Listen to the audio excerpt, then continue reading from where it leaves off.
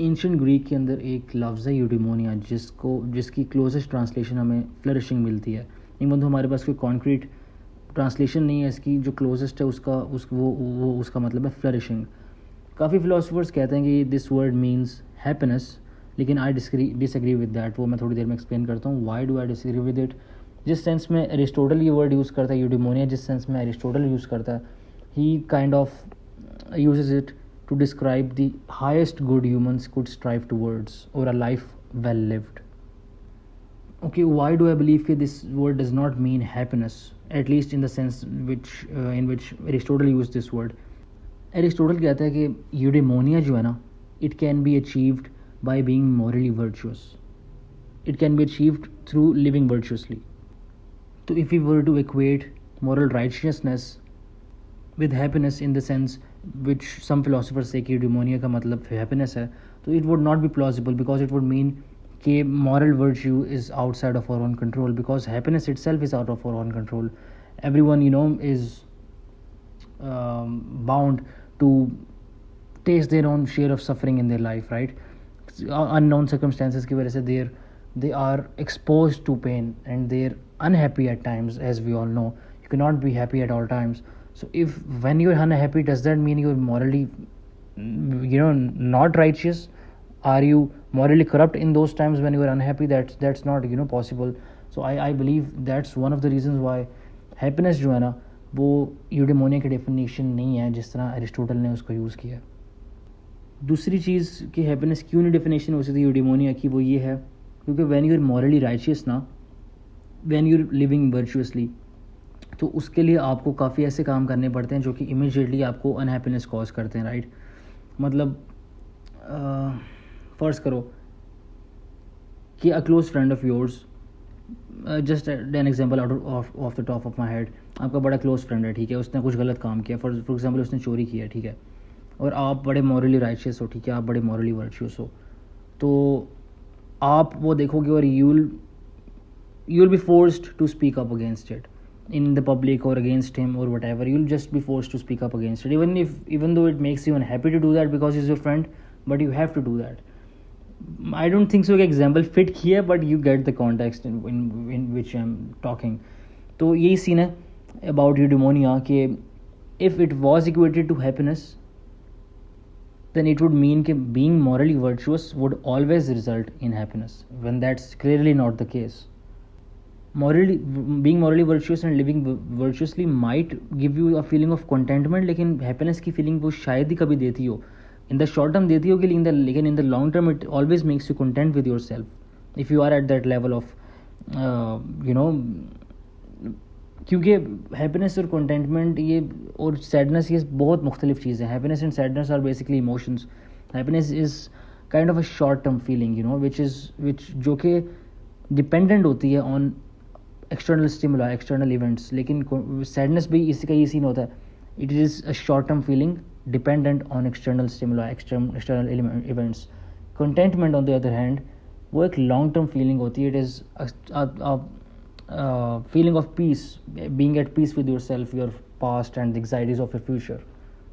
और पीस जो है ना वो इंट्रिंसिक फीलिंग होती है, बड़ी एक इंटरनल फीलिंग होती है, अंदर से आती है। It does not concern it self with क्या कहते हैं विद एक्सटर्नल फैक्टर्स।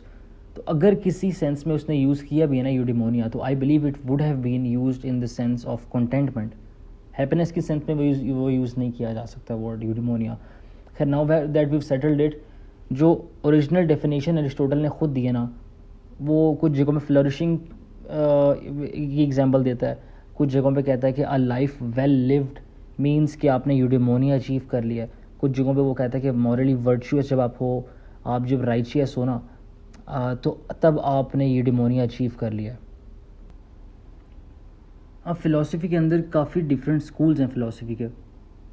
जिस तरह स्टोइसिज्म है जो एम्फसाइज करता है upon self control and being virtuous and not associating too much with external factors and enduring pain, accepting pain as a part of you, all those wonderful concepts. I admire stoicism. एक वो school है philosophy का। दूसरी तरफ आ जाता है एपिक्यूरियनिज्म, हीडोनिज्म कहते हैं, which is basically it is kind of misunderstood, लेकिन उसका जिस्ट ही है एपिक्यूरियनिज्म का कि it treats pleasure as the highest good in life, कि आपने ना पेन से भागना और आपने प्लेजर की तरफ भागना है. तो that school of philosophy Epicureanism advocates, the desire to attain pleasure all the time. तो अगर तो हम यूडेमोनिया को इस सेंस में यूज़ करेंगे ना कि यूडेमोनिया मीन्स हैप्पीनेस, तो बड़ा एक कॉन्फ्लिक्ट आ जाएगा दोनों स्कूल्स ऑफ फिलोसफी के बीच में. क्योंकि इफ़ यूर सेइंग कि यूडेमोनिया इज़ हैप्पीनेस, तो यूर एसेंशियली सेइंग इज़ कि you would do anything and everything to maintain that state of mind, right? To maintain that level of happiness, whether it is pleasures, false pleasures, right pleasures, all kinds of pleasures, just to be happy and reach that state of eudaimonia. But जिस तरह हम सबको पता है, Aristotle always emphasized on moderation and tolerance and all of those virtues. So he would not be a huge fan of Epicureanism or the overindulgence with pleasure and all of that. तो ये काफ़ी जो है ना, ये conflicts आ जाते हैं अगर तो हम इक्वेट कर देते हैं यूडेमोनिया को हैप्पीनेस से. तो फिलोसोफर्स की काफ़ी डिबेट चली है इस चीज़ पे, अभी तक चल रही है मेरा ख्याल है कि डेफिनेशन क्या है यूडेमोनिया की असल में. तो अभी जो इस्टेब्लिश हुई ना वो यही है कि living virtuously, a life well lived is when you achieve eudaimonia. Aristotle कहता है कि आप जब if you are living virtuously ना, तो you should not concern yourself with the outcome of it. आपको ये नहीं सोचना चाहिए कि अच्छा मैं आई एम एक्टिंग वर्चुअसली, तो मेरे साथ जो फेट है, मेरे साथ ज़िंदगी, मेरे साथ खुदा, जिस चीज़ पे आप बिलीव करते हो, वो सुप्रीम बीइंग जो है ना वो मेरे साथ फेयरली ट्रीट करेगी, और क्योंकि मैं अच्छा हूँ दिल से तो मेरे साथ अच्छा ट्रीट करेगी. You should not concern yourself with that.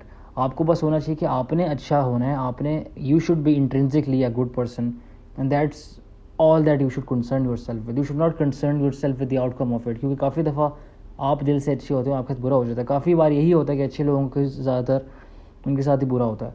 तो you should not concern yourself with the consequences of your moral actions, just your intentions. एक और बात एरिस्टोटल करता है, वो कहता है कि आपकी एक वेल फुलफिल्ड लाइफ के लिए ना सिर्फ मॉरली वर्च्यूज़ होना ज़रूरी है, लेकिन एक हायर सेंस ऑफ मीनिंग होना भी ज़रूरी है.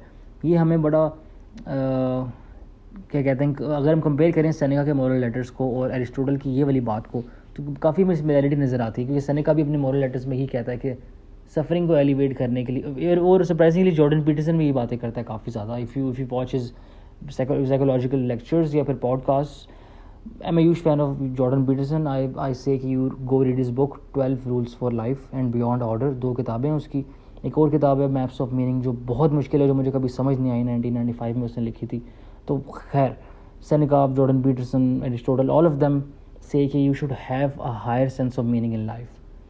क्योंकि अगर आपके पास एक हायर सेंस ऑफ मीनिंग नहीं है ना, तो जिस तरह मैंने लास्ट वीडियो में अपने बात की थी, तो आप क्या करोगे, you will run after false pleasures. Pleasures भी डिफरेंट काइंड्स के होते हैं, राइट?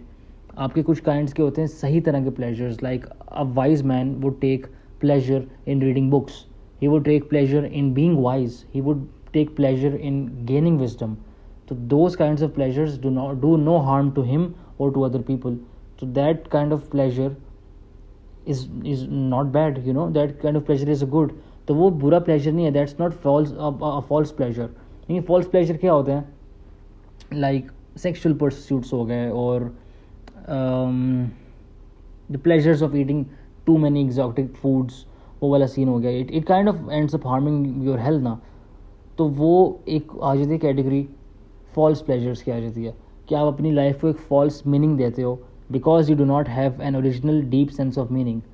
जिससे मैंने पिछली वीडियो में बात की थी कि अगर आप कुछ टीनेजर्स को आप देख लो, उनकी लाइफ में एक इनहेरेंट सेंस ऑफ मीनिंग नहीं है, they do not have an absolute career path, उनका विजन नहीं है.